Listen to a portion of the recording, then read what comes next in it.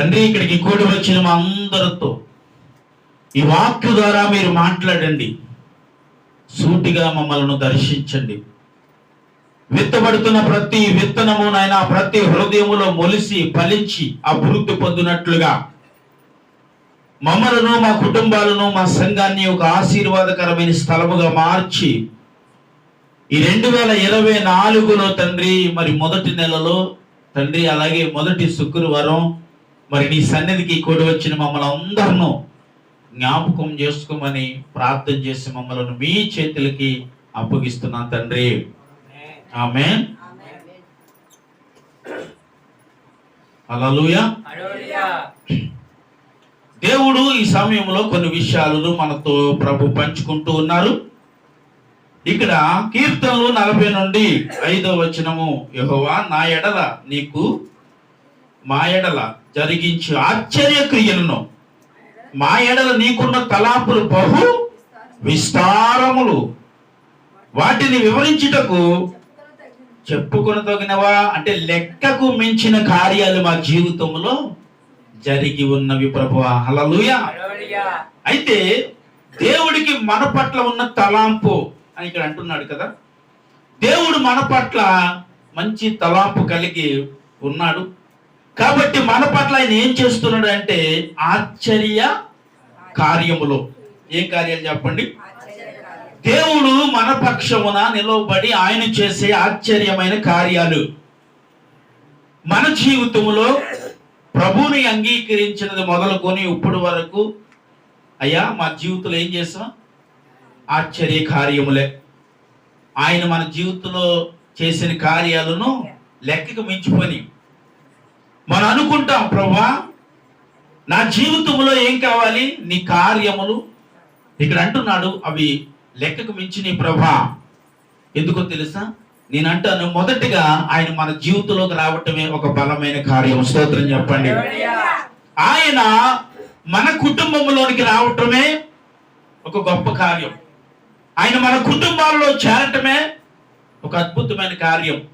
ఎందుకు ఈ మాట తెలియజేస్తున్నామంటే, దేవుడు ఎప్పుడైతే మనలోనికి వచ్చాడో దాన్ని ఏమంటాం మనం? కార్యమనే చెప్పుకోవాలండి. దేవుడు నీ జీవితంలోనికి వచ్చిన దినము ఏమైంది? అది కార్యమై ఉంది. కాబట్టి ఆయన మనలోనికి, లేకపోతే మీ ఇంటిలోనికి, లేకపోతే నీ గృహంలోనికి రావటానికి ఆయన ఉద్దేశం ఎలా ఉందంటే నీ పట్ల తన తలాంతులు కలిగి ఉన్నాడంట. హల్లెలూయా. అందుకే మనం అంటాం, ప్రభా నా తలాంతులు వంటివి కాదు నీ తలాంతులు, నీ తలాంతులు ఉన్నతమైనవి అని రాయబడి ఉంది. హల్లెలూయా. ఆయన తలాంతులు మన పట్ల ఉన్నతమైనవి. నువ్వు ఒకలా ఉండాలనుకుంటే దేవుడు నిన్ను మరొకలా చూడాలని దేవుడు కోరుకుంటాడు. ప్రభు నాకు ఇది ఉంటే చాలు ప్రభు అనుకుంటే దానికి మించింది దేవుడు నీకు ఇస్తాడు. ప్రభు దీనితో నా బ్రతుకు చాలులే ప్రభు అని అనుకుంటే దానికి మించినది నీకు ఇచ్చి దేవుడు ఇది చేసిన ఆశ్చర్య కార్యం అని పలికించగలిగిన దేవుడు నువ్వు నమ్ముకున్న దేవుడు. హల్లెలూయా. ఏమండి, ప్రభువారు నీ జీవితంలో సమీపించబడిన తర్వాత, ఆయన మీ జీవితంలోనికి వచ్చిన తర్వాత, ఆయన మీ కుటుంబంలోనికి వచ్చిన తర్వాత మీ పట్ల ఆయన ఒక తలాంతు కలిగి ఉన్నాడంట. హల్లెలూయా. ఏం కలిగి ఉన్నాడు? మన పట్ల ఆయన ఒక తలాంతు కలిగి ఉన్నాడు. అంటే నీ పట్ల ఆయన ఒక ప్రణాళిక కలిగి ఉన్నాడని వాక్యం అంటుంది. హల్లెలూయా. మన పట్ల దేవుడు ఒక ప్రణాళిక కలిగి ఉన్నాడు. మన పట్ల ఒక ఉద్దేశము కలిగి ఉన్నాడు. మన పట్ల ఆయన చేయబోతున్న కార్యాలను చూపుటకు ప్రభు తన తలాంతులు ఉన్నత కార్యాలను మనము పొందుకుని చేయాల్సిన పని ఏంటో తెలుసా? ప్రభువా నువ్వు నా జీవితంలో ఏం చేసావు? నా జీవితంలో అద్భుతం చేసావయ్యా. దేవుడికి స్తోత్రం. అంటే ప్రభుకి చేయబడిన కార్యాన్ని బట్టి నువ్వు కృతజ్ఞతుడుగా, కృతజ్ఞతరాలుగా మిగులుదువుగాక. హల్లెలూయా. ఏమండి, ఎవరికి కృతజ్ఞతగా మిగలాలి మనం? దేవుడికి కృతజ్ఞతగా ఉండాలి. దేవుడు కార్యాల పట్ల నువ్వు కృతజ్ఞత కలిగి ఉన్న నీ జీవితంలో మేలు మీద మేలు దేవుడు ఇస్తాడు. దేవుడికి స్తోత్రం. ఏమండి, దేవుడు నీ కుటుంబంలో నువ్వు చూపే కృతజ్ఞతకు ప్రతిఫలముగా నువ్వు అడుగుతున్న వాటిని, ఊహించిన వాటిని, అంటే ఈ ఆశ్చర్య కార్యాలను రాయబడి ఉంది ఇక్కడ. ఏ కార్యాలు? ఏమండి, చదవండి కిందకెళ్ళి. మా ఎడల నీకున్న తలాంపులు బహు విస్తారములు, వాటిని వివరించి చెప్పుదని అనుకుంటున్నా అవి లెక్కకు మించి ఉన్నవి. నీకు సాటైన వాడు ఒక్కడు లేడు అనవలందరూ చాపట్లు కొట్టేసారు. నా మనం అయిపోవచ్చుకోండి. హల్లెలూయా. ఏమండి, ఒకవేళ కార్యాలు చెప్పుదామన్న ప్రభువా అవి ఎలా ఉన్నాయి? ఎలాగున్నాయంట? అవి లెక్కకు మించిపోయి ప్రభువా నా జీవితంలో నువ్వు చేసిన అద్భుతాలు చెప్పాలన్నా లెక్కకు మించిపోని ప్రభువా. కాబట్టి వాటిని వివరించదగునా? వాటిని నీకు వివరించగలనా? నువ్వు చేసిన కార్యాలను నేను చెప్పగలనా? ఏం చేశాడు దేవుడిని కార్యం ఏం చేశాడయ్యా? మనకి కార్యం అంటే దేవుడు ఏం చేశాడంటే మన జీవితంలో మొట్టమొదటి క్రియ నేను చెప్పాను. మొట్టమొదటి ఆశ్చర్యకారం ఏమని చెప్పాను?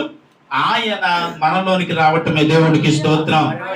ఆయన నీ కుటుంబంలోనికి రావటమే ఆయన చేసిన ఒక బలమైన కార్యం. ఎందుకంటే ఇక్కడ లాస్ట్ రాయబడిన నీకు సాటైన వాడు ఒక్కడు లేడు. దేవునికి స్తోత్రం. ఆయనకి సాటిగా ఉన్నవాడు ఎవడు లేడంట. ఆయన మాత్రమే నీ జీవితంలో కార్యములు చేయగలడు అంటున్నాడు. అయ్యా, నీకు సాటైన వాడు ఒక్కడు లేడు. నీవు మాత్రమే బహు విస్తారమైన కార్యాలు నా జీవితంలో చేయగలవు. కాబట్టి అవి ఒకవేళ వివరణ అనుకుంటున్నాను, కానీ వాటిని నేను వివరించలేకపోతున్నాను. ఏం చేయలేకపోతున్నాను? వాటిని వివరించలేకపోతున్నాను. ఎందుకంటే అవి బహు విస్తారమై ఉన్నవి. దేవునికి స్తోత్రం. హల్లెలూయా. ఏమండి, 2023లో దేవుడు నీ జీవితంలో ఏం కార్యం చేస్తాడో, 2023 గడిచిన సంవత్సరంలో దేవుడు నీ జీవితంలో ఏమి ఇచ్చాడో, ఏం అన్నాడో, ఏం అద్భుతం చేశాడో నాకు తెలియదు. కానీ దేవుడు ఇక్కడ మాట అవి లెక్కకు మించినవే ప్రభువా. దేవునికి స్తోత్రం. అంటే నీ జీవితంలో నువ్వు అనుకున్న వాటికంటే పొందగలవని కార్యాలు. అందుకనే అవి లెక్కకు మించిపోని. నువ్వేమనుకున్నావో మనం ఏమనుకుంటామో తెలియదు, కానీ మన పట్ల ఆయనకి ఒక తలాంతు కలిగి ఉందని రాయబడింది కదండి. అంటే మన పట్ల ఆయన తలాంతు ఏంటయ్యా అంటే, నేను చెప్పాను, మనం అనుకున్న దానికంటే, చెప్పండి, మనం అనుకున్న దానికంటే ఒక అంతస్తు, లేకపోతే ఒక మెట్టు, లేకపోతే ఒక ఉన్నతమైన స్థితిలోనే దేవుడు నిన్ను చూడాలని దేవుడు నీ జీవితంలో ఏం చేస్తున్నాడంటే కార్యములు చేయుచున్నాడు. హల్లెలూయా. ఏం చేస్తున్నాడు చెప్పండి? మన జీవితంలో కార్యములు చేయుచున్నాడు. ఏం కార్యం చేశాడయ్యా అంటే, నేను ఒకసారి చెప్పాను, జక్కయ్య జీవితంలో దేవుడు ఏం కార్యం చేశాడండి? అవమానకరమైన బ్రతుకులో ఉన్న వాడికి దేవుడు ఏం కార్యం చేశాడండి? అవమానపరచబడుతున్న జక్కయ్య జీవితంలో దేవుడు వచ్చి ఏం కార్యం చేశాడండి? ఇదిగో ఈ రోజు నీ కుటుంబంలోనికి ఏం రాబోతుందని తెలుసా? రక్షణ రాబోతా ఉందని చెప్పాడు. దేవునికి స్తోత్రం. అంటే తన జీవితంలో దేవుడు చేసింది ఏంటంటే అది ఒక కార్యం. ఆ కార్యము చేయబడిన తర్వాతే భయంకరమైన శాపగ్రస్తుడిగా ఉన్న జక్కయ్య జీవితం ఆశీర్వాదకరంగా మారింది. స్తోత్రం. అంటే శపించబడిన మన జీవితాలలో, శపించబడిన జీవితాలేనండి మనకి కాదంటారా? శపించబడిన జీవితాలే.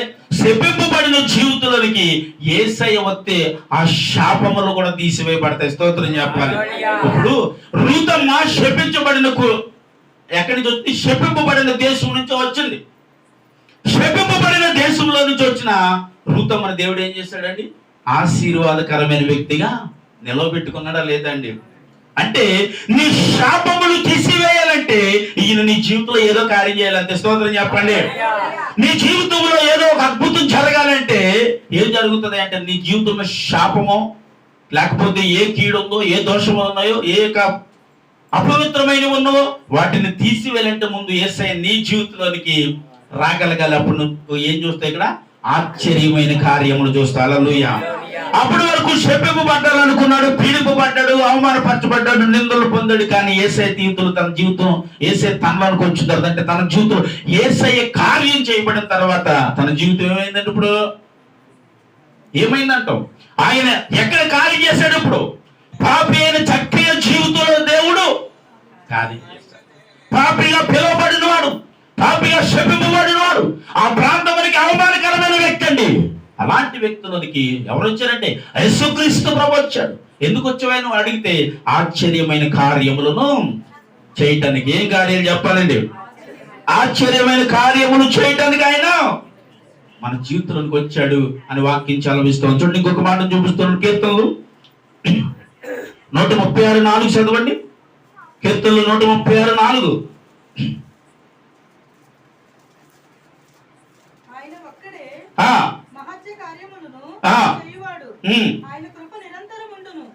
ఆమేన్ చెప్పండి. ఆయన ఒక్కడే మహాకార్యములు చేయగలవాడు. ఆయన కృప నిరంతరము నుండి దేవుడికి స్తోత్రం. హల్లెలూయా. ఆయన కృప కొన్ని రోజుల నుండి రాయబడలేదు కదండి. ఆయన కృప నెల రోజుల నుండి రాయబడలేదు. ఆయన కృప 2023 వరకు ఉండి రాయబడలేదు. ఆయన కృప ఎప్పటి వరకు ఉండును? నిరంతరము నుండి. అంటే దేవుడు కృప ఎప్పుడు చెప్పండి. ఆయన కృప మనకి ఎప్పుడు తోడుగా ఉందంట. ఆయన కృప నీలో ఉండటమే ఆయన చేయబడిన ఒక ఆశ్చర్యమైన కార్యం. అంత దేవుడికి స్తోత్రం. ఏం చేశాడు కార్యం? ఏమండి, ఆయన కృప ఎవరికి కావాలి? ఆయన కృప ఉన్నవారు ఎలా ఉంటారంట? నిరంతరము ఆశీర్వాదకరముగా ఉంటారు. స్తోత్రం చెప్పాలండి. దేవుడు కృప పొందిన కుటుంబం ఎలాగుంటదంటే ఆశీర్వాదకరమైన వ్యక్తులుగా కుటుంబంగా ఆశీర్వదింపబడదు. స్తోత్రం చెప్పండి. అంటుని బట్టి మనం ఏమంటాం? ప్రభా, నీ కృప నాకు ఎప్పుడు తోడుగా ఉండాలని అడగాలి. ఏం కావాలా? దేవుడి కృప మనకి తోడుగా లేకపోతే కుటుంబములు ఆశీర్వాదకరంగా ఉండవండి. అందుకే ఇక్కడ అంటున్నాడు, నీ కార్యాలు అద్భుతమైనవి ప్రభా, నీ కృప నాకు నిరంతరం ఉండదు. దేవుడికి స్తోత్రం. ఎవరికి కృప తోడుగా ఉండాలండి? చెప్పాలి. నాకు నీ కృప నాకు తోడుగా ఉంటే మేమేం చూస్తాం? ఆశ్చర్య కార్యాలు కాదండి. కార్యాలు అంటే వేరు, కార్యాలు కదా. ఆశ్చర్య కార్యములు అంటే ఊహించని కార్యములు నీ జీవితంలో జరుగుతూ ఉంటాయి. మనం ఊహించమండి కొన్ని. అవునా? ఇప్పుడు మనం ఉన్నాం, ఇది కొంటామని ఊహించామా? అబ్బే, ఇది కొంటామని ఊహించలేదు, కొన్నామండి. ఇది ఏంటిది? కార్యము. మరొకటి కొంటామని ఊహించామా? మరి ఏంటిది?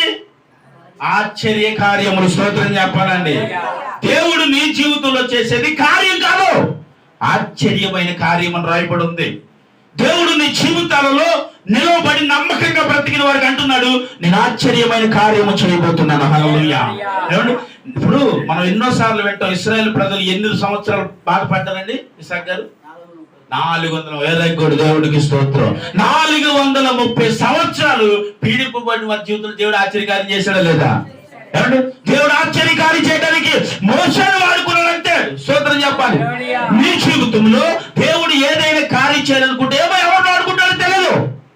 ఆ సమయానికి ఎవరిని పంపిస్తాడో తెలియదు. నీ జీవితంలోనికి వస్తారు వారు కూడా. నా దేవుడు ఏం చేస్తాడంటే ఆశ్చర్యమైన కార్యమును జరిగిస్తాడంటే. హల్లెలూయా. అంటే దేవుడు మన జీవితంలో ఆయన చేసే కార్యాలు ఎలా ఉంటాయంటే లెక్క చెప్పలేనివని అనంతే. దేవుడికి స్తోత్రం.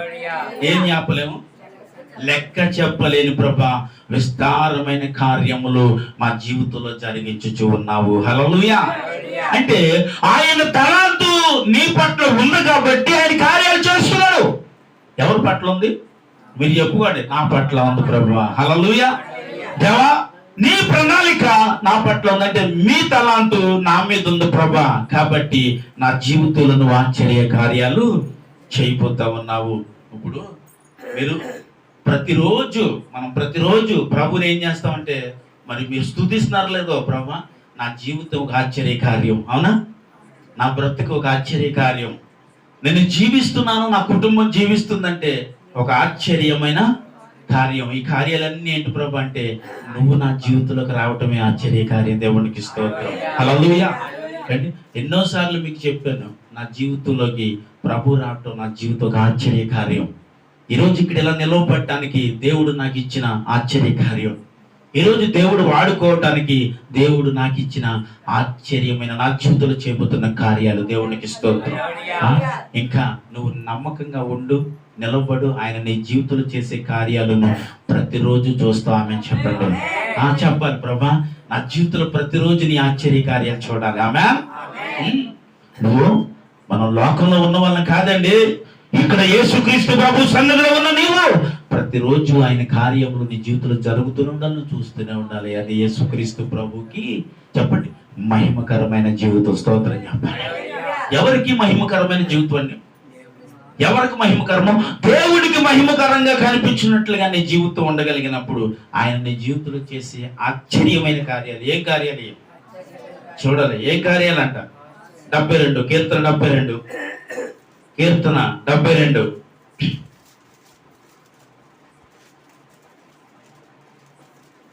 72:18 కీర్తన 72:18 దేవుడని యెహోవా ఇశ్రాయేలీయులొక్క దేవుడు స్తుతింపబడును గాక. ఆయన మాత్రమే ఏమి కార్యములు ఎవరు చేయగలరంట?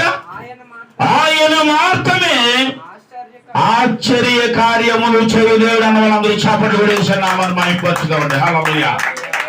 ఏమని రాయబడింది? మరొకసారి చదవండి. ఏమని రాయబడింది ఇక్కడ? దేవుడైన యెహోవా ఇశ్రాయేలీయులొక్క దేవుడు స్తుతింపబడును గాక. ఇశ్రాయేలు దేవుడు స్తుతింపబడును గాక. ఆయన మాత్రమే ఆశ్చర్య కార్యములు చేయబడంతే. దేవునికి స్తోత్రం. హల్లెలూయా. ఇప్పుడు నువ్వు చెప్పాలి, ఎవరు చేయగలరు ఆశ్చర్య కార్యం? ఇశ్రాయేలు కాపాడు దేవుడు అంటున్నాడు. ఆయన మాత్రమే ప్రభువా అంటే నీవు మాత్రమే ఆశ్చర్య కార్యములు చేయి దేవుడు. ఇక్కడ ఇంతమంది ఒప్పుకుంటున్నారు దేవుడు ఆశ్చర్య కార్యాలు చేయగలడని. ఇక్కడ ఇంతమంది సాక్ష్యం పలుకుతున్నారు, ప్రభువా మా జీవితంలో ఆశ్చర్య కార్యములు చేయవాడు నీవిన్నయ్యా. హల్లెలూయా. మరి నీ జీవితంలో చేయడా? మరి జీవితంలో నీ జీవితంలో అద్భుతం చేయడా? ఆయన నువ్వు ఇష్టపడుతున్నావు కాబట్టి, ఆయన నిన్ను ఇష్టపడుతుంది కాబట్టి నీ జీవితంలో ఆయన కార్యం చేస్తాడంటే స్తోత్రం. ఆయన ఇష్టపడాలి. ఆయన ఇష్టపడితే ఆయన నిన్ను ఇష్టపడతాడు. అప్పుడు నీ జీవితంలో ఏం చేస్తాడు? కార్యాలు అన్నారు అంతే. అలా అనకూడదు. ఏమన్నా ఆశ్చర్య కార్యములు చేయమని చెప్పాలి. స్తోత్రం చెప్పండి. ఏమంటే ఏ కార్యాలు? ఆశ్చర్య కార్యములు. కార్యాలు వేరు. కార్యం అంటే ఏముంది? ఇది కార్యం జరిగిందని కాదు, అద్భుతమైన ఆశ్చర్యమైన కార్యము. ప్రభా ఈ భూమిలో నిరసించిపోకుండా ఒక కార్యం చేస్తావు. ఈ పాతాళంలోకి వెళ్ళిపోకుండా ఒక కార్యం చేస్తావు. నా ఆత్మ నశించిపోకుండా ఒక కార్యం చేస్తావు. నా కుటుంబం పాడైపోకుండా ఒక కార్యం చేస్తావు. నా కుటుంబమును పాడైపోకుండానట్లుగా, పాతాళంలో అప్పగింపబడకుండానట్లుగా నా దేవుడు నీ రాజ్యమునికి వచ్చినట్లుగా నా జీవితంలో ఒక కార్యం చేస్తావు. ఆమేన్ చెప్పండి. ఆయన చేసిన కార్యం పెట్టి నీ జీవితంలో హరికాల మొదలుకున్నట్టు వరకు నువ్వు పాడైపోకుండా, నశించిపోకుండా, ఆత్మ పాడైపోకుండా, నీ కుటుంబం పాడైపోకుండా, నీ భర్త పాడైపోకుండా, బిడ్డలు పాడైపోకుండా, కుటుంబాన్ని పాడైపోకుండా ప్రతిరోజు నీ జీవితంలో దేవుడు చేసే ఆశ్చర్య కార్యం. ఆమేన్. హల్లెలూయా. అయ్యా నువ్వు మాత్రమే చేయగలవు అంతే. స్తోత్రం చెప్పాలప్పుడు చెప్పాలి మీరు. అయ్యా నీవు మాత్రమే చేయగలవు ఆశ్చర్య కార్యం. చచ్చిపోతున్న నిన్ను బ్రతికించగలిగిన కార్యం దేవుడు చేయగలడు. తిండి లేని నీకు 4 పూటల విస్తారమైన ఆహారంతో పెట్టగలని కార్యం చేయగలడు. కట్టుకోవడానికి గుడ్డలేని నీకు సమృద్ధి వస్త్రాలు కట్టగలిగినట్టుగా అలాంటి ఆశ్చర్య కార్యములు దేవుడు చేయగలడు. ఏ స్థితిలో ఉన్నా, ఏ పరిస్థితిలో ఉన్నా నీ దేవుడు ధనవంతుడు. దేవుడికి స్తోత్రం. ఎవరండి? చాలా మంది అంటారు పేదవాళ్ళు అండి, నేను పేదవాడినండి, నేను పేదవాడిని అంటారు. దేవుడిని నమ్ముకున్నా మీరు అలా మాట్లాడకూడదు. ఎవరైనా సరే చెప్పండి, నీ దేవుడు పేదవాడు కాదు కాబట్టి నువ్వు పేదను కాదు, పేదవాడు కావు. నీ దేవుడు ధనవంతుడు. స్తోత్రం చెప్పండి. ఎవరండి? మీ దేవుడు ధనవంతుడు. పరలోకములో లెక్కలేనంత ధనవంతుడైన అలాంటి దేవుడు ఈ భూమి మీద నీ కోసం ఒక మనిషిగా వచ్చాడు అంతే. కానీ నువ్వు నమ్ముకున్న దేవుడు ఎవరు చెప్పు? ధనవంతుడు. ఆయన బిడ్డలు నిజం చెప్పండి సార్. ఇప్పుడు మా తండ్రి పేదోడు అయితే నేనేమవుతాను? ధనవంతుని అవుతానా? మా తండ్రి ఉన్నవాడు అనుకో నేనేమవుతాను? తగలేసుకుంటూ పేదోడిని అవుతాను, లేకపోతే ధనవంతుడినే. స్తోత్రం. హల్లెలూయా. ఇప్పుడు పరలోకపు తండ్రి ధనవంతుడంట. ఆయన నమ్ముకున్న మీరందరూ చెప్పండి ధనవంతులమయ్యా. దేవుడికి స్తోత్రం. కాబట్టి ఎప్పుడు ఏదో ఉన్నామయ్యా, ఏదో తిన్నామయ్యా, ఏదో బ్రతికమయ్యా, ఏదో ఈ పూట గడిచిపోయిందా? ఛే! దేవుడు అంటున్నాడు ఆయన పరలోకపు తండ్రి కాబట్టి, ఆయన ధనవంతుడు కాబట్టి ఆయన బిడ్డలుగా పిలువబడుతున్న మీరు అందరూ ధనవంతులు. స్తోత్రం చెప్పండి. హల్లెలూయా. దేవుడు బిడ్డలుగా పిలువబడిన మనందరము ధనవంతులమే. నువ్వు పేదవాడిని ఎవడన్నా సరే ఒప్పుకోవద్దని చేస్తున్నాను. ఎందుకంటే నీ దేవుడు ధనవంతుడు. తన చేతుల చేత తయారు చేయబడిన మనము కూడా ధనవంతులమే. దేవుడికి స్తోత్రం. నిన్ను నీవే ఒక్కొక్కసారి ఏం చేసుకుంటావు? ఏం చేసుకుంటామండి? ఏదో ఇలా గడిచిపోతా ఉందండి, ఏదో ప్రభుల ముందుకు వెళ్ళిపోతా, ఏదో ప్రభు సాగిపోతా ఉందండి, ఏదో ఏదో ఏదో ఏదో కాదు. నీ జీవితంలో అంటున్నమాట, నేను చేపుతున్న ఆశ్చర్య కార్యాలు. హల్లెలూయా. ఈ కార్యాలు చూడాలని నీకు ఉంటాయి తండ్రి. నా జీవితంలో ఇలాంటి అద్భుతాలు నేను చూడాలని అనుకుంటాడు. ఆయన అంటున్నాడు ఏంటి? ప్రభా, నీవు చేసే కార్యాలను ప్రతిరోజు దేవుని నువ్వు మహిమకరంగా నువ్వు బ్రతకగలిగితే నీ జీవితంలో ప్రతిరోజు ఆశ్చర్య కార్యాలు. స్తోత్రం చెప్పండి. హల్లెలూయా. ఇదిగో నీ తండ్రి ధనవంతుడు కాబట్టి నీవు నువ్వెవరు? ధనవంతుడేనండి. నా పరలోకపు తండ్రి నా దగ్గర ఉన్నంత వరకు నేను ఎవరిని? ఆయన నీతో ఉన్నంత వరకు, ఆయన నీ ఇంటిలో ఉన్నంత వరకు, ఆయన నీ కుటుంబంలో ఉన్నంత వరకు, ఆయన నీ భర్తతో, నీ బిడ్డలతో, నీ తల్లితో, నీ తండ్రితో ఉన్నంత వరకు నీకు ఏ లేమి నీ దగ్గరికి రాకుండా నా దేవుడు చేయగలడు. స్తోత్రం చెప్పాలి. ఈ 2024 నీ కుటుంబంలో ఒక ఆశీర్వాదకరమైన కుటుంబంగా ఉండాలి. నీకు ఎప్పుడు పేదరికమే. నీ దేవుడు ఎవరంట? ధనవంతుడు కాబట్టి ఆ పేదరికాన్ని అన్నది ఎప్పుడు నువ్వు తలుసుకోవద్దు. ఇంకా ఎలా బ్రతకాలి మనం? ధనవంతులుగా ఉన్నదాన్ని శుభ్రంగా తినండి. బ్యాంక్ వేసి బ్యాంక్ లేదని ఆలోచించకండి. శుభ్రంగా వస్త్రాలు కొనుక్కోండి, హ్యాపీగా కట్టుకోండి, హ్యాపీగా బ్రతకండి, హ్యాపీగా జీవించండి. బ్యాంక్ అకౌంట్ల కోసం ఆలోచించొద్దు. దేనికోసం? నీకు అవసరమైతే అడిగితే దానికి మించిన స్థితి, దానికి మించిన కార్యం దేవుడు చేస్తూ ఉన్నాడు కదా. చేస్తున్నాడా లేదండి? చేయగలవు. ఎందుకంటే నీ దేవుడు ధనవంతుడు కాబట్టి దేవుడికి స్తోత్రం. నువ్వు ఏది అడిగితే అది, నువ్వు ఎంత అడిగితే అంత. అంటే దేనికి? రోజు ధనం కోసం ప్రార్థన చేశారు కాక దేవుడికి స్తోత్రం. హల్లెలూయా. రోజు ప్రభు డబ్బులు కావాలి, ఇక నీ పనికి వెళ్ళిన ప్రభు, నీ వ్యాపారికి వెళ్ళిన కూర్చున్నారు అనుకో. మీరు ఎలా వస్తే? పని చేయటానికి బద్దకిచ్చేవాడు దరిద్రుడు. అది కూడా ఇక్కడ రాసేసాడు దేవుడికి స్తోత్రం. పని చేయడానికి బద్దకిచ్చేవాడు, పని చేయడానికి వెళ్లకుండానే ఉన్నవాడు ఇక్కడ బద్దకొస్తుడు అవివాడు ఏమవుతాడంటే దరిద్రుడు అవుతాడు. దేవుడు అన్నాడు మాట కూడా. కాబట్టి నువ్వు వ్యాపారం చేస్తున్నావు, పని చేస్తున్నావు, ఏం చేస్తున్నావు, ఎక్కడికి వెళ్తున్నావు, ఏదో కష్టపడి వెళ్ళొచ్చు. కష్టపడిన ప్రతి రూపాయి అంటున్నాడు నేను ఆశీర్వదించిపోతా ఉన్నాను. ఏం చేస్తాను? నువ్వు కష్టపడిన సొమ్ము రాళ్ళ పాలు చేయను, నేల పాలు చేయను, పాడు చేయను, పాడు దెబ్బగా చేయను. నీ ఇంటిని ఒక ఆశీర్వాదకరమైన స్థలముగా చేస్తాను. స్తోత్రం చెప్పాలి. దేవుడు దీవిస్తా అన్నాడండి. అయ్యో నేను పనికి వెళ్ళదు, వ్యాపారంకి వెళ్ళదు, కూర్చున్నాను అన్నావు అనుకో, దేవుడు ఎలా దీవిస్తాడు? అదేంటండి పరలోకపు తండ్రి ధనవంతుడు అన్నారు కదా సార్, మరి ఎలా పని పోషించాలంటే ఆయన అంటాడు కదా, వెళ్ళకపోతే నువ్వు దరిద్రుడివే, దరిద్రురాలివే. మనం కష్టపడితే నేను అంటున్నాడు దానిని కష్టార్జితము నేను దీవిస్తాను. అప్పుడు నువ్వు ధనవంతుడిగా చేయబడతావు, ధనవంతురాలుగా చేయబడతావు. హల్లెలూయా.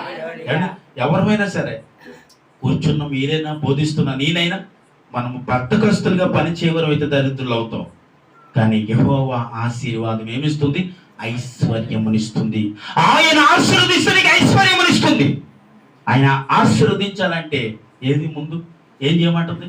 కష్టపడాలంటుంది. అంటే నీ కష్టార్జితమును నేను దీవిస్తాను అంటే ఇక్కడ ఆశీర్వాదం ఇస్తానన్నవాడు ఆయనే, కష్టపడితే దాన్ని ఆశీర్వదిస్తానన్నవాడు ఆయనే.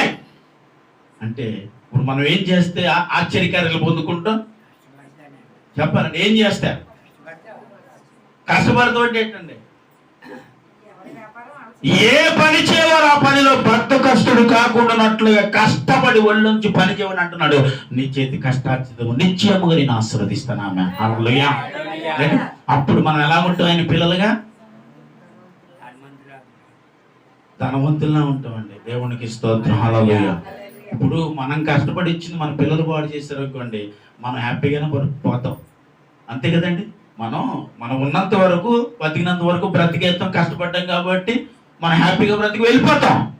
దాన్ని నీ కొడుకు నిలవబెట్టుకోకుండా దాన్ని పాడు చేసాడు, వాడు దరిద్రుడు అవుతాడు. దేవుడిచ్చిన ఆశీర్వాదం నువ్వు కాపాడుకోవాలి అంటే మనం మొట్టమొదటిగా చేయాల్సింది ప్రభుకు విధేయుడై, నువ్వు కష్టపడే పనిలో, నువ్వు చేసే ఉద్యోగంలో ఎవరి దగ్గర నువ్వు లోబడుతున్నావో వారికి లోబడి కూడా బ్రతకాలి. నువ్వు దేవునికి స్తోత్రం. బ్రతకరండి. లోబడరు కొంతమంది. లోబడిన వారు ఆశీర్వదింపబడరు అని వాక్యము ఏం చెప్తుంది? సెలవిచ్చుచు ఉన్నది. దేవునికి స్తోత్రం చెప్పండి. హల్లెలూయా. ఇప్పుడు పని చేయవాడు ఏం చేస్తాడు? ఇప్పుడు ఏం చేస్తాడు? ఆశీర్వదింపబడతాడని చెప్పండి. పని చేయమని అంటున్నాడు, నేను వాడిని ఆశీర్వదిస్తాను. స్తోత్రం, హల్లెలూయా. చూడండి, యోబు గ్రంథం ఒకసారి తీయండి. యోబు గ్రంథము 5వ అధ్యాయము 9వ వచనం. యోబు గ్రంథము 5వ అధ్యాయము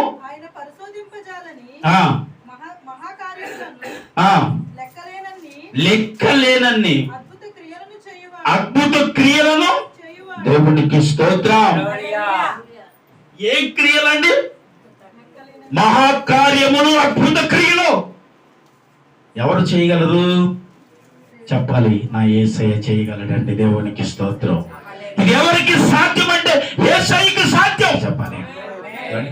నీ కుటుంబం ఎలా ఉండాలని కోరుకుంటున్నారు ఈ 2024? అయ్యా, మేము ఆశీర్వాదకరంగా ఉండాలి, మా కుటుంబం ఆశీర్వాదకరంగా ఉండాలి అంటే ప్రభా నీవు ఎక్కడుండాలి చెప్పాలి? మీరు మాలో ఉండాలయ్యా. ఆయన ఎప్పుడు కార్యం చేశాడని చెప్పాను? నీకు ఎప్పుడైతే మారు మనసు కలిగిందో ఆ రోజే నీ జీవితంలో ఒక అద్భుత కార్యం జరిగింది. ఆమేన్. మారు మనసు పొందినప్పుడు ఒక కార్యం జరిగింది, రక్షణ పొందినప్పుడు ఒక కార్యం జరిగింది, ప్రభు కొరకు నిలబడతారు వాగ్దానం చేసినప్పుడే ఒక కార్యము దేవుడు నీ జీవితంలో చేశాడంటే ఆ రోజు నుంచి ఆయన కార్యాలు మొదలు పెట్టుకుని వచ్చాడండి. అప్పటి నుంచి నీ జీవితంలో కార్యాలు చేసుకుంటూ వస్తూ ఉంటేనే ఈరోజు ఈ స్థితిలో మనం నిలబడగలిగాం. హ్యాపీగా ప్రభు సన్నిధిలో బ్రతకగలుగుతున్నాం. 2 పూటల కడుపు నిండా తినగలుగుతున్నాం. ఏమండి, దేవుడు నీ జీవితంలో ఇలాంటి కార్యాలు చేస్తేనే మనం ఎలా ఉంటాం? ఆశీర్వాదకరమైన కుటుంబంగా నీ కుటుంబము ఉండాలని దేవుడు కోరుకుంటున్నాడు. ఈ శుక్రవారం ఉపవాసముతో వచ్చిన మీ అందరినీ నా ప్రభు దీవించినట్లుగా ఆశీర్వదించబడాలి అంటే ప్రభువుని ప్రతిరోజు అనాలి. ఏంటి? నువ్వు చేసే ఆశ్చర్య కార్యాలు ఎవరి జీవితంలో? మా పక్క వాళ్ళ జీవితంలో కానీ ఎవరి జీవితంలో? మా జీవితంలో ప్రభా మీరు చేసిన ఆశ్చర్య కార్యం, మీరు చేసిన అద్భుతమే ఈరోజు మేము ఈ రీతిగా జీవించగలుగుతున్నాం. ఈ లోకంలో మేము ఇలా బ్రతకగలుగుతున్నామంటే నీ కార్యాలు లేకపోతే బ్రహ్మ నేను చెప్తారండి. దేవుడికి కృతజ్ఞతగా బ్రతుకుతున్నామా? దేవుడికి అండి. ఎందుకంటే మన కోసం ఆయన ఏం చేశారు? నిన్ను ప్రేమించి భూమి మీదకి వచ్చి నీ పట్ల ఆయన చేసే కార్యాలు ఆశ్చర్య కార్యాలు. ఎలాంటి కార్యాలు? ఆశ్చర్యమైన కార్యాలు. ఆయన చేసే ఒక అద్భుతమైన కార్యము నీ కొరకు కార్యం చేయడానికి ఆయన వచ్చాడు. ఏం చేయడానికి? అప్పుడు ఆయన భూమి మీదకి రావటం ఒక కార్యం అండి, మన పాపాలు తీయటం ఒక కార్యం, మన కొరకు సిలువ త్యాగము చేయబడటం ఇది మించిన అద్భుత కార్యం. ఇవన్నీ మనం అనుకుంటాం, ఇవన్నీ మనం లెక్కేయం. ప్రభా ఏం జరిగింది కార్యం? నా కొరకు ఈ భూమి మీదకి వచ్చావు, నా కొరకు ప్రాణం పెట్టావు, నా కొరకు 39 కొరడా దెబ్బలు తిన్నావు, నా కొరకు ముళ్ళ కిరీటం ధరించావు, నా కొరకు మేకలు తెగొట్టుబట్టి, ఇవన్నీ దేవుడు నీ కొరకు చేసిన ఒక ఆశ్చర్యమైన కార్యాలే అవి. దేవుడికి స్తోత్రం. వీటిని నువ్వు గుర్తించగలిగితే నీ జీవితంలో ఇవన్నీ కార్యాలు దేవుడు చేశాడు. ఇవన్నీ జరగటం వల్లే ఈరోజు మనం ఎలా ఉన్నామండి చెప్పాలి. ఈరోజు మనం ఎలా బ్రతకగలుగుతున్నాం, హ్యాపీగా జీవించగలుగుతున్నాం, కుటుంబం ఈ రీతిగా ఉండగలుగుతుంది ఈరోజు అంటే ఆ రోజు యేసుక్రీస్తు ప్రభు నీ కొరకు ఈ భూమి మీద రావడం ఒక ఆశ్చర్య కార్యం. దేవుడికి స్తోత్రం. హల్లెలూయా. ఏం కార్యం అండి? దేవుడు ఆశ్చర్యమైన కార్యం. ఎవరి కొరకు చేసిన కార్యం అంట చెప్పాలి? నా కొరకు నీవు చేసిన కార్యం ప్రభువా, నా ఎడలను చూపే కృప అంతే. ఆయన కృప నిరంతరము నుండునంతే. ఆమె చెప్పండి అని అంటే ఆయన కృప మనకి ఎప్పుడు మనకి తోడుగా ఉండాలి. ఆయన కృప నుండి మనం తొలగిపోతే, ఆయన కృప నుండి మనం తప్పకపోతే దేవుడి కార్యాలు చూడలేం. ఆయన కృపలో ఉన్నంత వరకే మాట అంటుంది, ఆయన కృప నిరంతరము ఉంటుంది ప్రభు. ఆయన కృప నిరంతరము నీ పట్ల ఉన్నప్పుడే నీ జీవితంలో అంటున్నాడు, నేను ఆశ్చర్యమైన కార్యం చేయబోతా ఉన్నాను. హల్లెలూయా. విశ్వాసము ఉంచగలిగితే అంటున్నాడు ఆయన, నేను నీ పక్షాన్ని నేను కార్యం చేయబోతున్నాను.